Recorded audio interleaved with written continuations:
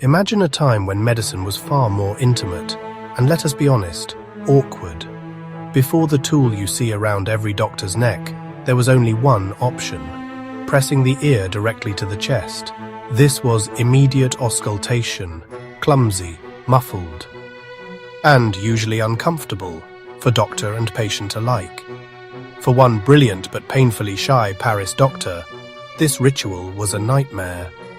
Then, in 1816, during the examination of a young woman, his embarrassment became inspiration. A moment of awkwardness became one of the greatest medical breakthroughs in history. This is how shyness, a rolled piece of paper, and a flash of genius gave us the stethoscope. In the early 1800s, the human body remained a mystery. Physicians relied on sight, touch, and patient stories. They could tap on the chest, a method called percussion, listening for echoes of health or disease. It helped, but it lacked precision. The other option?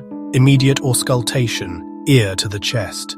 It was often faint, muffled, ineffective, and for women under strict social codes, invasive and improper. One doctor admitted it was as uncomfortable for the doctor as it was for the patient. The medical world was listening with one ear half blocked, waiting for the tool that would finally let them hear. The man who solved this was not bold. He was shy. René Théophile Hyacinthe Laennec, born in Brittany in 1781. Tragedy struck early. His mother died of tuberculosis when he was 5. An uncle introduced him to medicine. Another guided his studies in Paris. There he mastered percussion under Jean-Nicolas Corvisart, Napoleon's personal doctor. But Laennec was different, reserved, deeply religious, and a skilled flutist and woodworker. His knowledge of sound, his dexterity, his quiet nature, these unlikely traits prepared him for his revolution.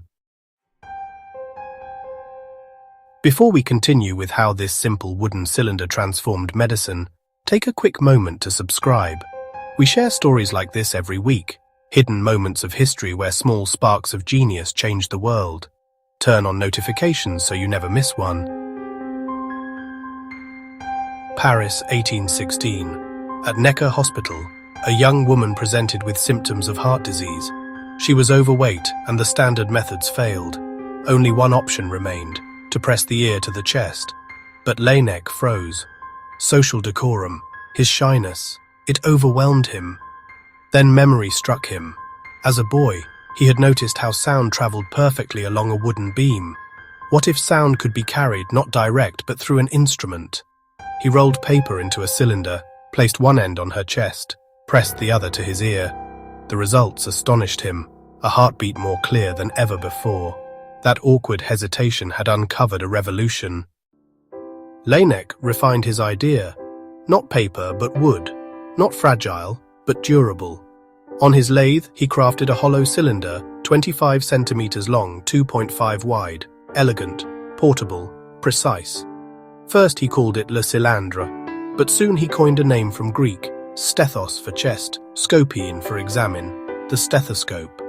For the first time, a doctor could hear the body's hidden symphony: heartbeats, breath, even the crackles of disease. Shyness had become science. For 3 years, Laennec used his stethoscope, cataloguing sounds and linking them to specific diseases.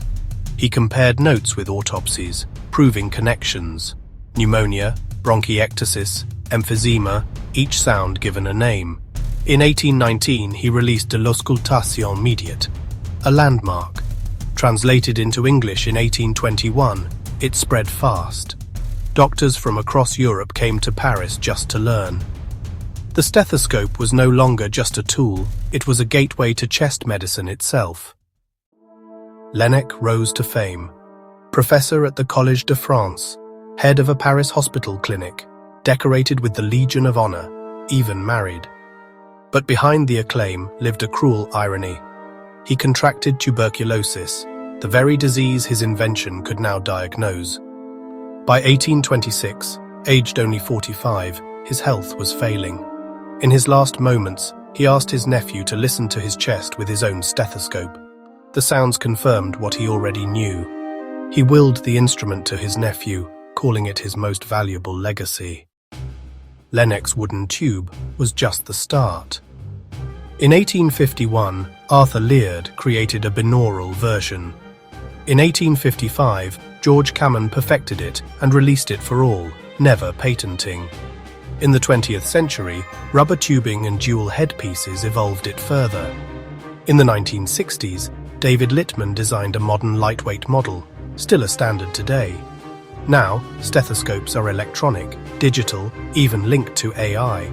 From a paper roll to artificial intelligence, the journey continues. 2 centuries ago, a shy doctor in Paris sought a way to avoid awkwardness. Instead, he gave medicine one of its greatest icons. René Laennec transformed listening into science and opened a window into the human chest. The next time you see a stethoscope, remember the paper roll, remember the wooden cylinder, and remember the quiet man from Brittany who proved that sometimes world-changing ideas are born from simple human hesitation.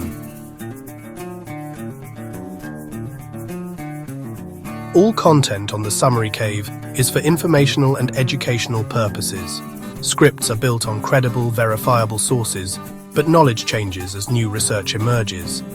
If copyrighted material appears unknowingly, please contact us for a respectful resolution. Our mission is to share knowledge with clarity, accuracy, and integrity.